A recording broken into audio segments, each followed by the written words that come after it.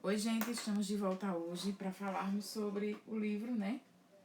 Eu prometi conversar com vocês, Vida após Suicídio, né?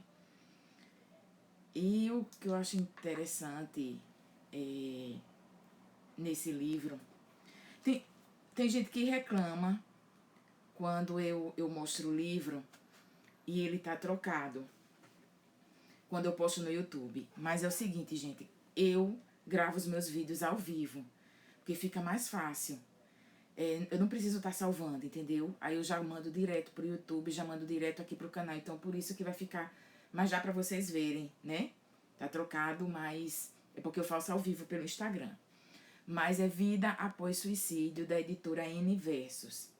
Gente, o que eu li nesse livro, ele não tá escrito na contracapa, ele não tá escrito nos resumos da internet. Por isso que eu acho muito interessante você ler o livro, tá? Se vocês abrirem lá o site do Scooby, tem mais de 500 livros, mas são livros assim que eu leio desde a infância, mas eu leio do começo ao fim, tá? Esse negócio assim de você dar uma passadinha no livro, não adianta, porque você vai encontrar dentro do livro lições intrínsecas, sabe? Lições muito particulares, que é o que vai ajudar a gente a crescer, tá? Então, deixa eu contar rapidamente a história dessa médica. O que foi que aconteceu? Ela era estudante de medicina e ele já era residente de cirurgia. E aí o que foi que aconteceu? Ela tinha 25 anos e ele tinha 30 anos. Eles se conheceram participando de uma pesquisa, de pesquisas na faculdade. Inclusive, ela estudava medicina, o pai dela já era médico e o irmão dela também estudava medicina nessa época. E aí ela conhece, né, o futuro esposo. Quando ele termina a residência, ele vira cirurgião torácico e ela vira ginecologista e obstetra. E eles foram muito felizes durante 21 anos. Tiveram 2 filhos. Quando foi em 2017, os filhos deles já tinham 18, a Chloe tinha 17 anos e o Alex tinha 18 anos. Desculpe, Alex tinha 18 anos e a Chloe tinha 17 anos. E eles já tinham 21 anos de casamento. Então, a doutora Jennifer, ela já tinha 48 anos e o doutor Robin, cirurgião torácico, brilhante, tinha 53 anos. Eles tinham 5 anos só de diferença. A doutora Jennifer, ela é muito conhecida nos Estados Unidos porque quando ela montou o consultório dela em Nova York, de ginecologia e obstetrícia, então ela atraiu muitos pacientes. E ela começou a falar na TV sobre saúde da mulher e até conseguir ser, na verdade, contratada, né? Foi contratada da Fox News, da CBS. E ela começou a se dedicar não só ao consultório como médica, mas também a ser correspondente, né? Nas redes de TV. E ela se dividia nisso. E quando foi em 2017, 2 anos antes, tá? Ela tentou salvar o casamento dela. Então, ela e o Dr. Rob, eles fizeram terapia de casal. Por que eu tô dizendo isso pra vocês? Porque quando a gente começa o livro, ou a gente fica sabendo dessa história, a primeira coisa que a gente faz, que é um erro muito grande, é da gente tentar culpar alguém ou encontrar uma solução. Então, em 2017, o Dr. Robin, ele se dirige até a ponte George Washington e se joga. Então, ele comete um suicídio aos 53 anos. Ele foi um pai esplêndido, um marido extraordinário, um grande cirurgião torácico, era um devorador de livros, tinha vários cachorros em casa, se dedicava a coleções e disse que era um exímio cozinheiro. Então, era aquela pessoa assim, um ser humano perfeito. Mas só que ele cometeu suicídio 18 dias depois do divórcio.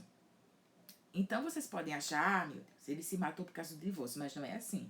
Você tem que ler o livro todinho para entender que não foi o divórcio, a culpa não foi do divórcio, e muito menos da doutora Jennifer. Preste atenção. 2 anos antes, eles foram consultar um terapeuta para tentar salvar o casamento. Por quê?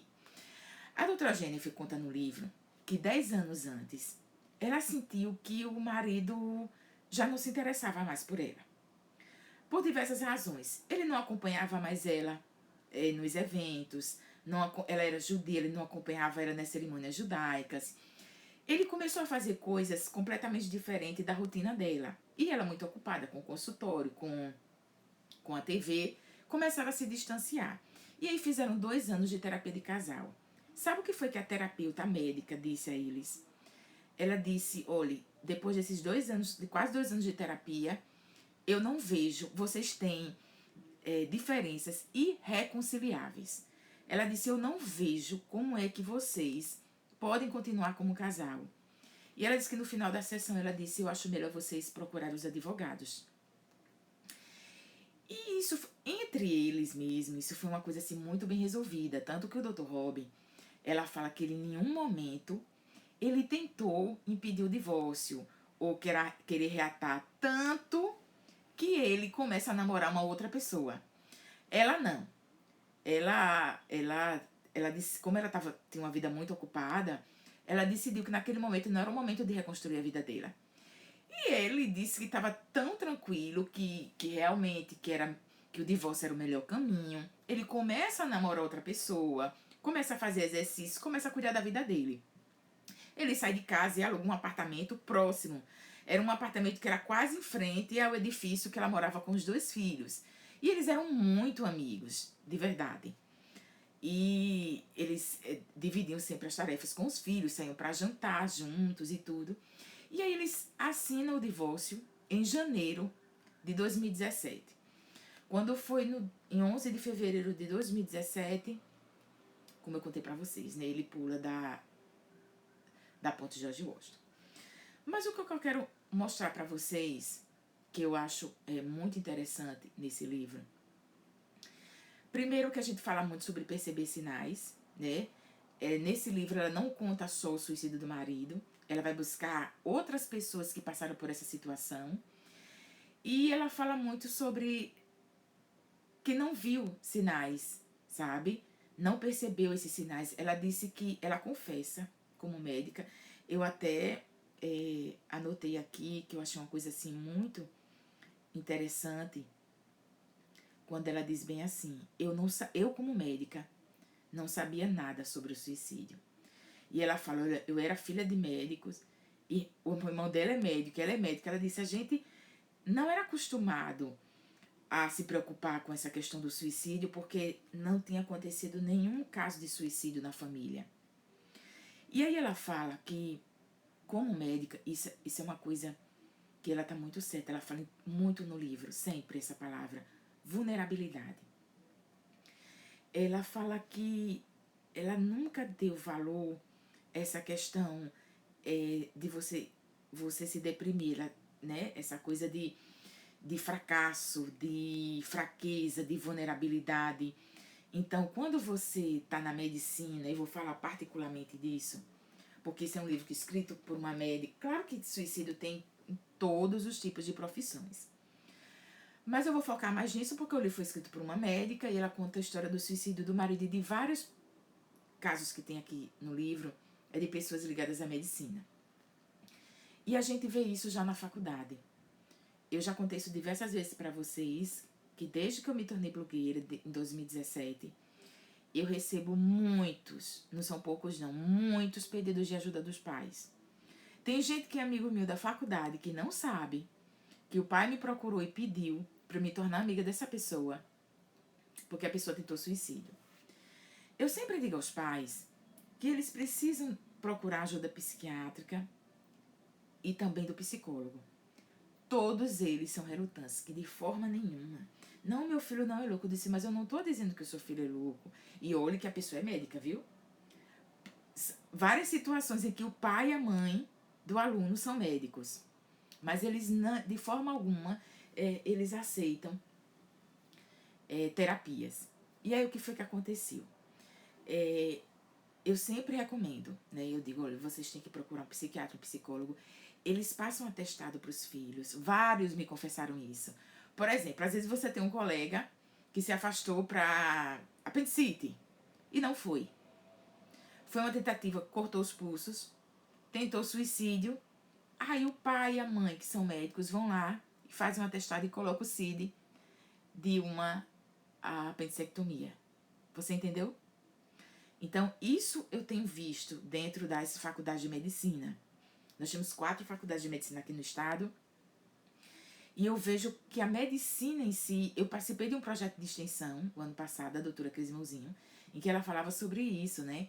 Era justamente o foco de acadêmicos de medicina.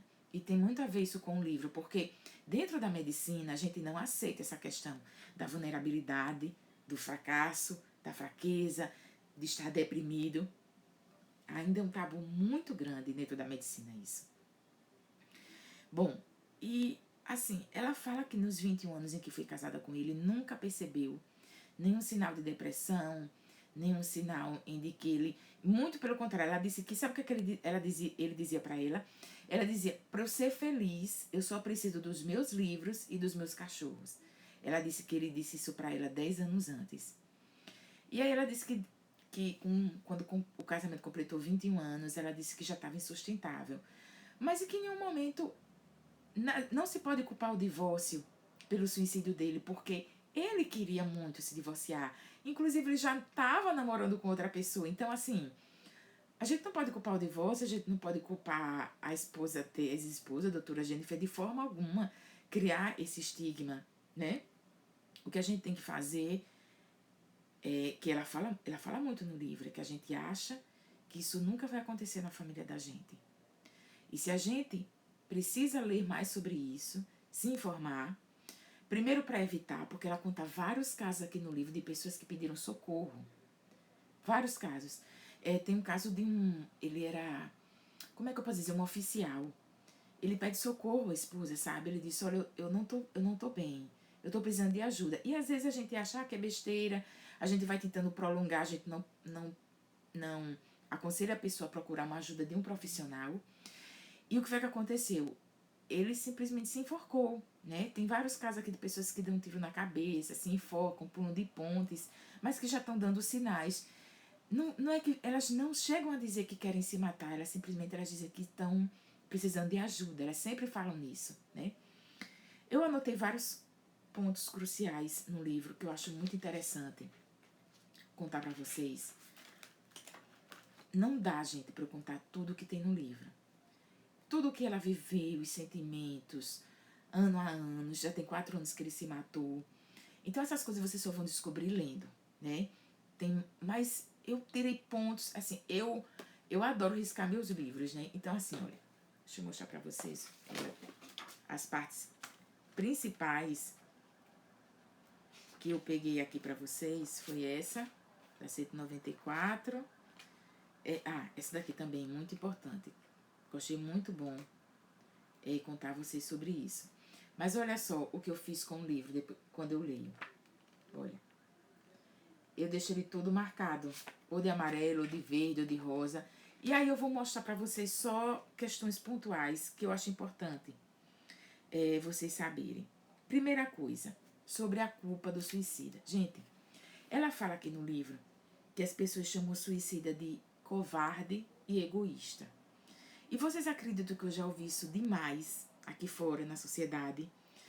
Mas fulano se matou porque só pensa nele e não pensou em quem ficou. Porque fulano se matou porque é um covarde. Gente, eu já li vários livros sobre suicídio, sobre propósito, inclusive Dr. Viktor Frankl, que foi um psiquiatra austríaco que ficou preso no campo de concentração. Ele fala muito sobre isso. E sobre a questão de que os judeus não saíram em massa se matando porque eles tinham um propósito depois de toda aquela aflição. E teve um livro de um psiquiatra que disse o seguinte, que a pessoa que se mata, ela não quer se livrar da vida, ela quer se livrar da dor. Então, a gente tem que parar de chamar o suicida, inclusive ela fala isso aqui no livro, de covarde. O suicida não é um covarde. O suicida é uma pessoa que está gritando, que está pedindo ajuda, que sente dor. E a gente não pode simplesmente chegar, criar esse estigma, né? E digamos assim, criar, rotular, é isso que eu chamo, entendeu? Outra coisa muito importante, o suicida não é um egoísta. Uma pessoa que sente uma dor, que é do tamanho, que é como se fosse um peso de um chumbo, ela não vai... Isso eu já vi de relatos de pessoas que tentaram suicídio, viu? Todas elas falam isso nos livros. Elas na hora não pensam, ah, meu Deus, eu vou deixar minha mãe, vou deixar meu filho, minha mãe vai sofrer. Não. A pessoa que tenta se matar, ela se sente um peso tão grande para o pai, para a mãe, para os filhos, para o marido, para o namorado. Ela sente um peso tão grande no mundo que ela acha que com o desaparecimento da existência dela vai haver menos sofrimento no mundo. Ou seja, primeiro ela vai se livrar da dor que sente, que é insuportável. Na verdade, quem tenta suicídio é insustentável carregar o próprio peso da dor. Então, ela primeiro quer se livrar da dor e ela quer se livrar do peso que ela é para as outras pessoas. Então, em um momento, vocês podem estar rotulando, como eu vejo, e ela fala no livro, de chamar a pessoa de egoísta. A pessoa não é egoísta porque ela pensa diferente. O cérebro de uma pessoa suicida, inclusive a terapeuta fala aqui no livro, ela é médica, a terapeuta que acompanhou eles, ela fala sobre a questão de como é o cérebro, a questão neurobiológica de um cérebro suicida. Ela diz que, por exemplo, você está triste hoje, e aí você diz assim, não, amanhã vai melhorar as coisas. Ela diz que neurobiologicamente, o cérebro do suicida, ele diz, não, as coisas não vão melhorar e eu preciso resolver isso rápido. Vocês estão entendendo? Então, duas coisas muito importantes que vocês vão aprender nesse livro. O suicida não é um covarde e ele não é um egoísta. Ele se sente um peso para o mundo, tá? Outra coisa muito importante, a culpa de quem fica. Várias linhas do livro, ela fala assim, sobre os entes queridos, eles falam sempre essa frase, meu Deus, mas por que o meu pai se matou? Eu não fui suficiente para ele? E ela sempre... tem vários casos, né? Aqui também tem casos de filhos que se mataram. E aí os pais também diziam isso, mas será que eu não fui suficiente para minha filha? E aí eu até anotei aqui, isso aqui. Gente, quando você...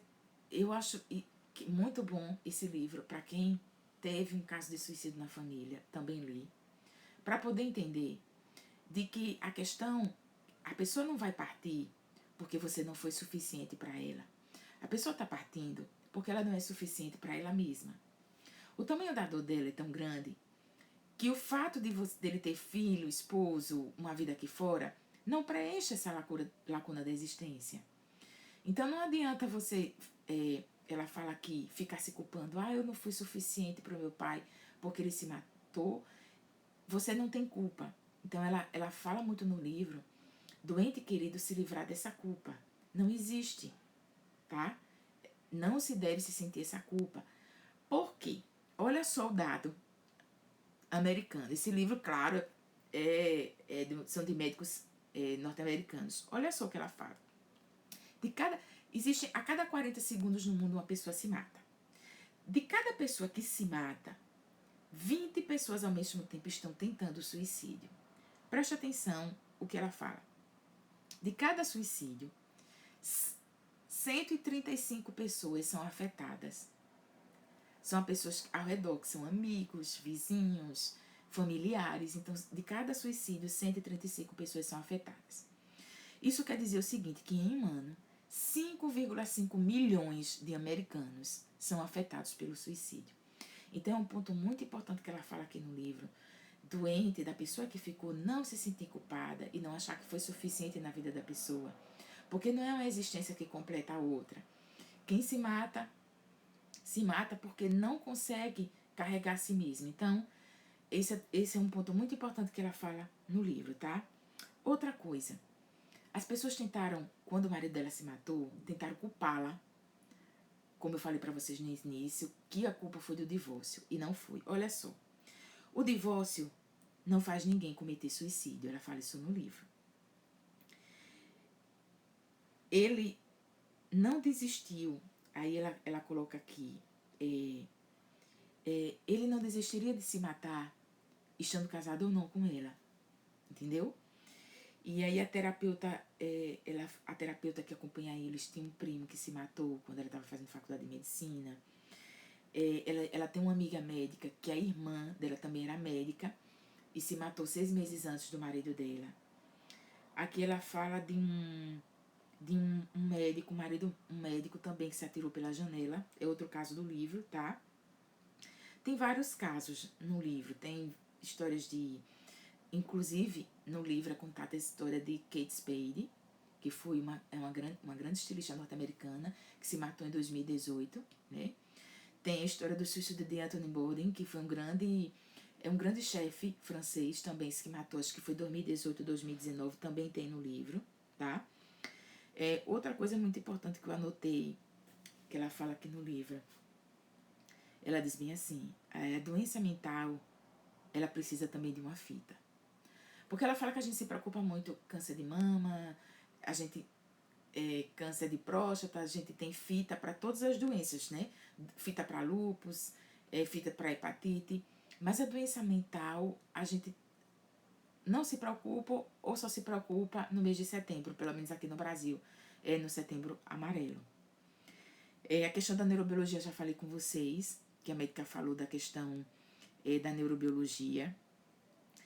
E qual é o ponto central desse livro? Vida após suicídio. E ela pontua coisas para pessoas que vão passar por isso, para pessoas que já passaram por isso, para as pessoas que conhecem alguém que está passando por isso. Olha só, como ter vida após suicídio. Olha só o que é que ela fala. Primeiro, ela disse que não fez um enterro para o marido. Ela disse que fez a cremação. E o dinheiro de fazer o enterro, ela disse que viajou com os filhos para um lugar em que ela tinha estado lá com o pai das crianças. E lá eles sorriram e viveram aquelas lembranças. Isso é um ponto muito bom. Outra coisa, a terapeuta disse que o nome disso é verdades múltiplas. Outra coisa muito bom, visitar locais que você conheceu com aquela outra pessoa e lembrar os momentos que vocês tiveram. Ela disse que isso não é culpa, isso é transformação da dor. Outra coisa que ela coloca no livro, em nenhum momento ela jogou as fotos fora. Muito pelo contrário, ela tem todas as fotos, né, da família, com ele, com os filhos em casa. Ela colocou outra coisa. Lembrar de fatos felizes, como eu já falei com vocês. E uma coisa muito importante que ela fala no livro. Se esforçar para respeitar a decisão de quem se matou. Porque ela se angustiava muito tentando procurar o motivo que levou o marido a pular daquela ponte. E ela começou a procurar outras pessoas que tinham passado por essa situação do suicídio. E aí o que foi que ela decidiu? Ela decidiu e ela percebeu que as pessoas que conseguiam sobreviver e passar por essa situação eram pessoas que tinham respeitado a decisão. Não é que você vai se libertar daquela pessoa para sempre, mas você vai passar a viver melhor, aceitando que aquela outra pessoa decidiu não querer mais viver e que a culpa não é sua e que a culpa não é dela. É uma decisão. Então ela fala muito, muito nisso sobre o livro. Gente, eu vou voltar para um ponto muito importante que ela colocou aqui. Deixa eu ver aqui onde foi que eu anotei. Eu queria muito conversar com vocês sobre isso. Sobre crianças que se matam. Preste atenção, viu? Olha só. Isso aqui eu falei com vocês já assim. A terapeuta disse que as pessoas acabam com a própria vida quando elas perdem duas coisas. A esperança e o medo da morte. No livro, ela consultou outros terapeutas e ela disse que a grande taxa do número de suicídio entre médicos é por conta dos médicos primeiro, que eles têm mais acesso a armas letais, e segundo, porque eles têm muito pouco medo da morte. Então ela fala até sobre isso aqui, a terapeuta, no livro. Ela fala sobre essas duas coisas que fazem as pessoas acabarem com a própria vida, quando elas perdem a esperança e quando elas sentem muito pouco medo da morte. E médicos sentem muito pouco medo da morte. Então, por isso ela fala, a terapeuta conta para a doutora Jennifer que Talvez esse seja um dos casos em que seja tão alto o suicídio entre profissionais da medicina. E ela fala, agora eu vou falar das lições que a doutora Jennifer teve pessoalmente e que ela conta nesse livro. Primeiro, ela disse que ficou mais sensível à vida.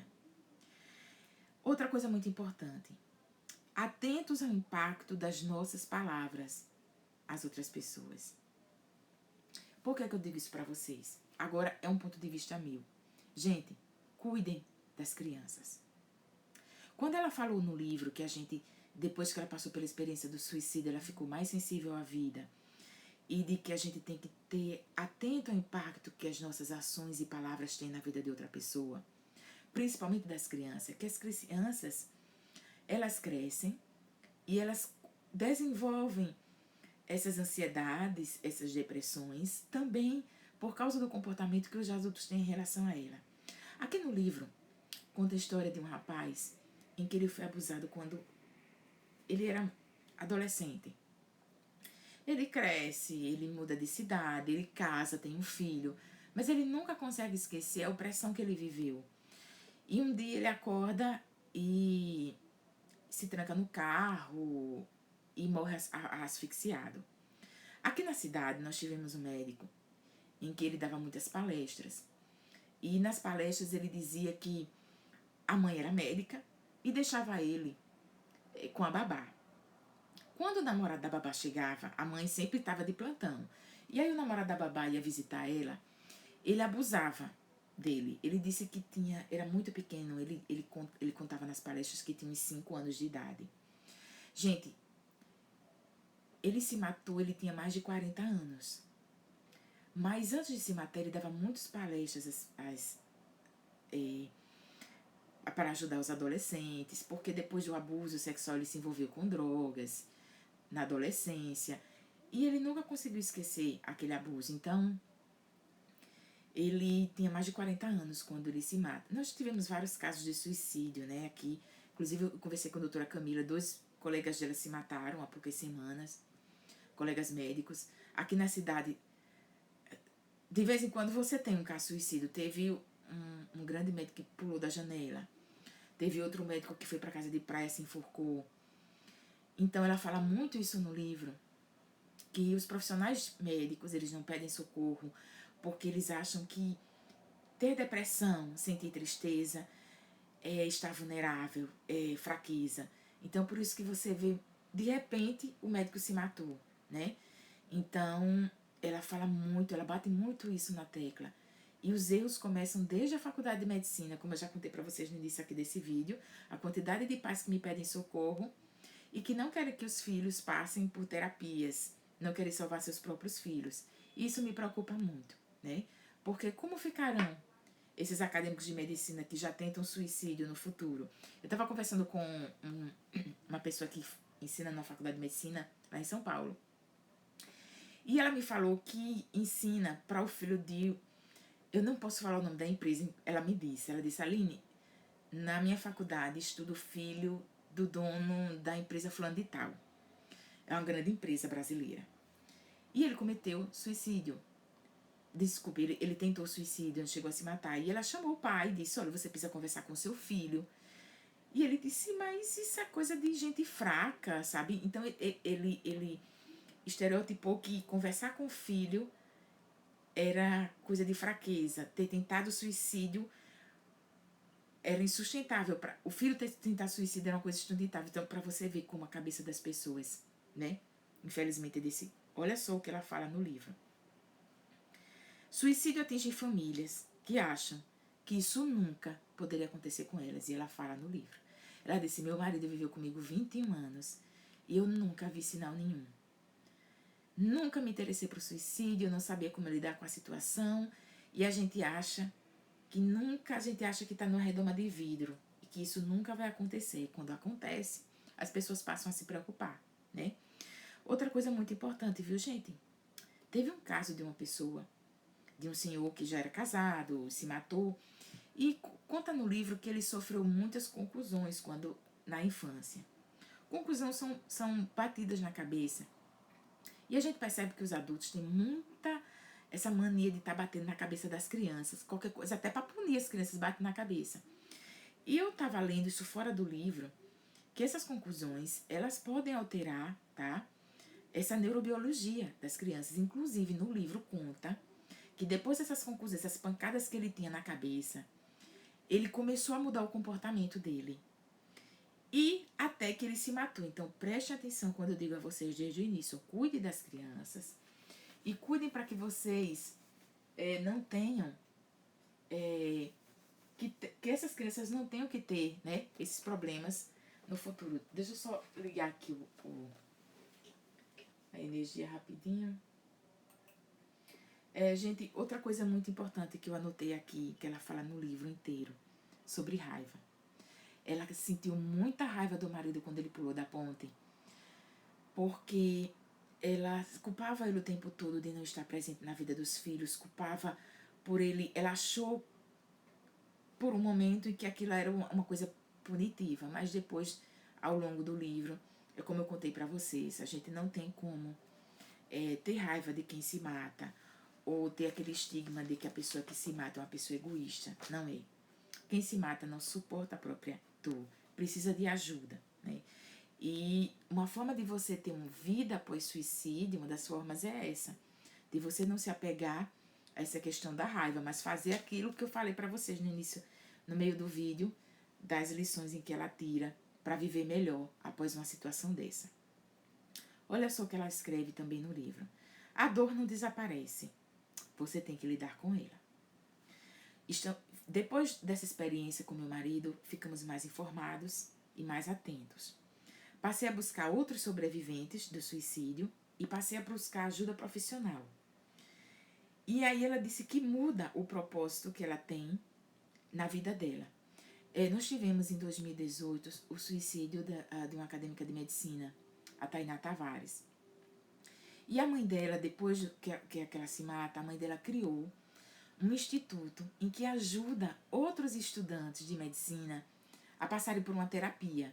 Então, olha só, o suicídio da Tainá, a gente não tem como voltar atrás, mas a gente tem como fazer com que esse ato, ele, digamos assim, crie um outro propósito. O que foi que a mãe da Tainá fez? Ao invés de ficar chorando, enlutada, ela disse, não, eu vou impedir que os próximos acadêmicos de medicina cometam suicídio. E aí ela vai atrás e cria um instituto, Tainá Tavares. Então, quando a doutora falou sobre isso, que você e o seu propósito no mundo muda, e ela reverte também, viu gente, parte das vendas desse livro para institutos de prevenção de suicídio. Então, quando vocês compram um livro desse, vocês também estão ajudando instituições no mundo inteiro que previnem suicídio.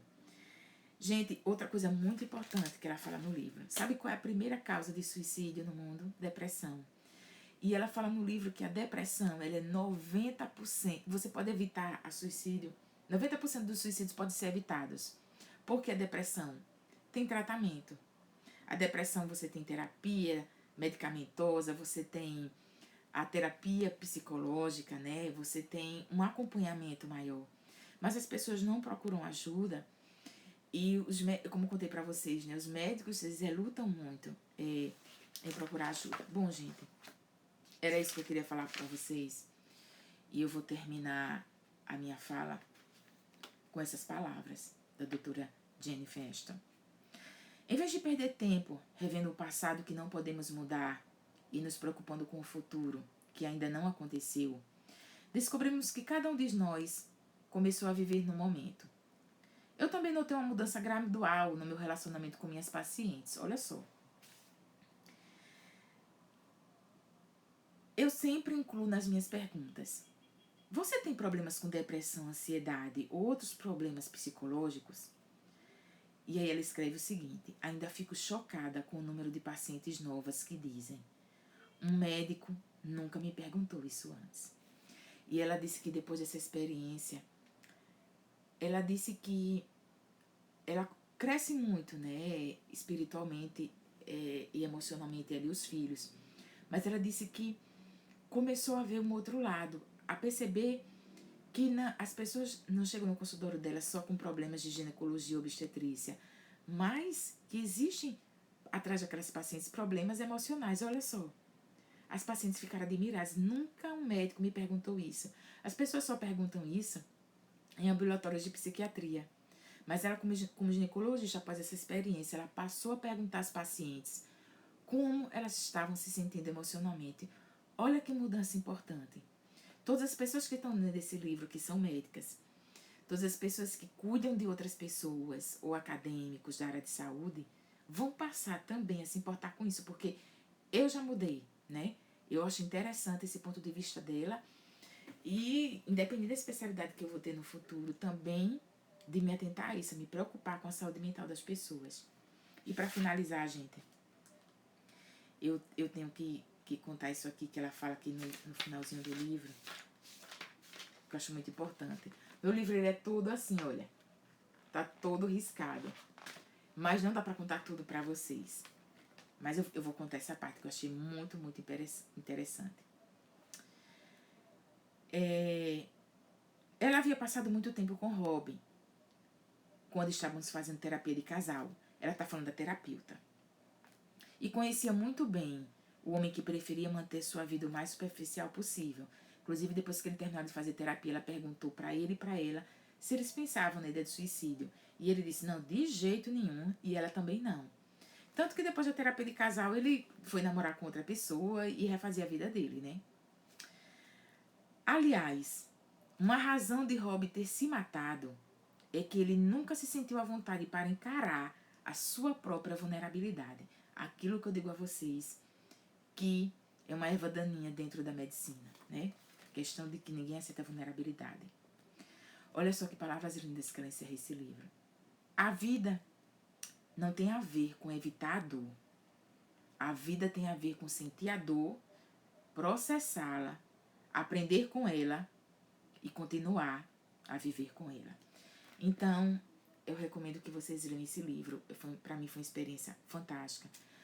Depois desse livro, vocês vão refletir muito sobre a forma como vocês falam com as outras pessoas, sobre as suas palavras, sobre suas atitudes. O que você disse hoje alguém deixou... O que você disse hoje, através das suas palavras, deixou alguém triste? Já parou para pensar nisso? De que você também pode ser um instrumento para adoecer ou alegrar as pessoas, e são reflexões da vida que eu acho que esse livro deveria ser lido por toda e qualquer pessoa que decidiu nesse mundo cuidar de outra pessoa como os profissionais de saúde, tá? Então, fica aí a dica, gente. Beijos. Vida após suicídio, doutora Jennifer Ashton, editora N Versos.